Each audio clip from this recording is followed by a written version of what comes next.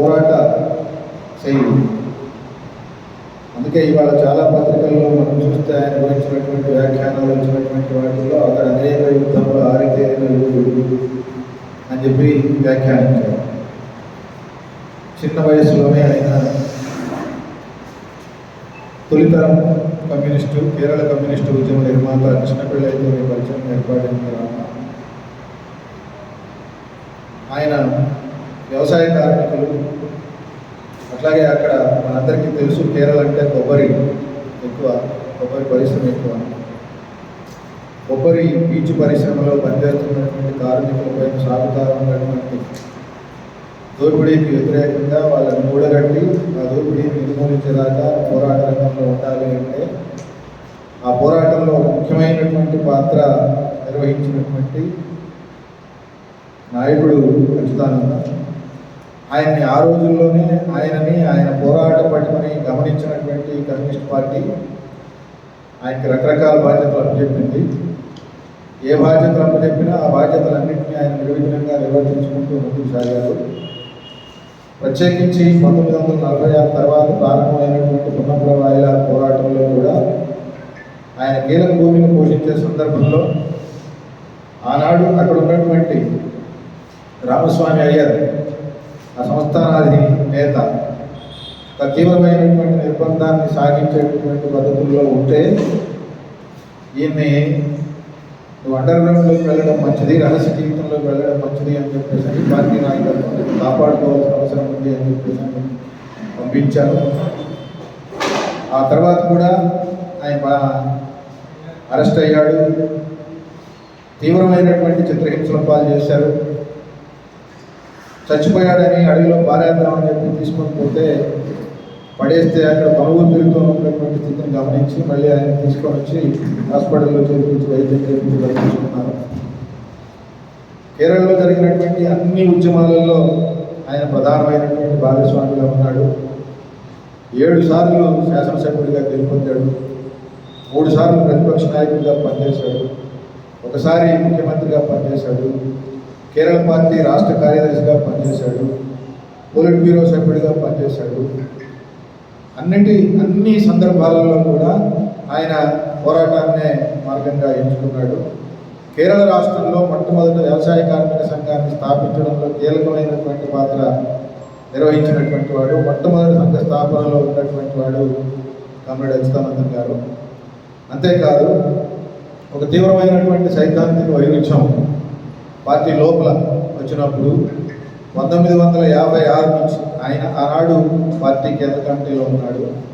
56 నుంచి 62 దాకా సాగినటువంటి ఆ సైద్ధాంతిక వైరుధ్యాలలో అసలైనటువంటి మార్గాన్ని ఎంచుకొని ఇంకా లాభం లేదు, కమ్యూనిస్టు ఉద్యమాన్ని ముందుకు తీసుకుపోవాలి అని అంటే ఒక సరి అయిన కమ్యూనిస్టు పార్టీని ఈ దేశంలో విప్లవాన్ని సాధించడానికి సరైన దిశని నిర్దేశించుకొని ముందుకు సాగాలి అని అంటే మనం వేరే కార్యక్రమం రూపొందించుకొని ముందుకు సాగడం తప్ప మరొక మార్గం లేదని చెప్పి భావించి బయటికి వచ్చినటువంటి 32 మందిలో ఆయన ఒకరు. ఆ 32 మందిలో ఆయన ఉన్నారు. ఇవాళ 32 మంది, ఈయన మరణంతోనే 32 మంది చచ్చిపోయారు. 32 మందిలో 31 మంది ఇంతకుముందు చనిపోయారు. ఈయన చివరి వారు, ఈయన చనిపోయారు. ఆ 32 మంది ఏ రకంగా ఈ దేశంలో విప్లవోద్యమాన్ని నిర్మించాలి అని చెప్పేసి అనే ఆలోచనతో బయటకు వచ్చి తమ జీవితం అంతా విప్లవానికి అంకితం చేసి పనిచేసి ఈ దేశంలో విప్లవోద్యమాన్ని వృద్ధి చేయడంలో, ప్రజా ఉద్యమాలను అభివృద్ధి పరచడంలో, వర్గ ఉద్యమాలను అభివృద్ధి పరచడంలో సరి అయినటువంటి దిశని రూపొందించుకొని ముందుకు ఎట్లా సాగారో ఈయన కూడా అదే రూపంలో ఆయన జీవిత పర్యంతం 101 సంవత్సరాల వయస్సు అయింది.